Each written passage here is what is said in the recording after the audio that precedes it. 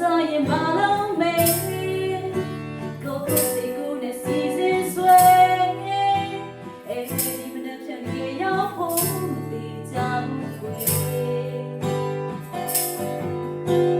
စံငယ်လေးတဲ့ချိန်ရှိရဲ့တွေ့နေတကယ်မမဲကိုယ်တိုင်းတွေ့ခဲ့ရင်စီစဉ်မိနိုင်ဖို့ဝေးပဲကိုယ်တိုင်းတော့မသိတဲ့ကိုယ်တိုင်းမပိုင်တဲ့စိတ်ရဲ့မသိကြရင်ရလိုက်ဘူးလူဘဝအခုဝေးပါဘယ်ချိန်တော့မသိတဲ့အချိန်ချိန်မှတော့တွေ့မယ်ဒီတော့ပြည့်ရရှိထားပြန်ဖြစ်စေခြင်းလေလောကဆုံးဒီဘဝများလေ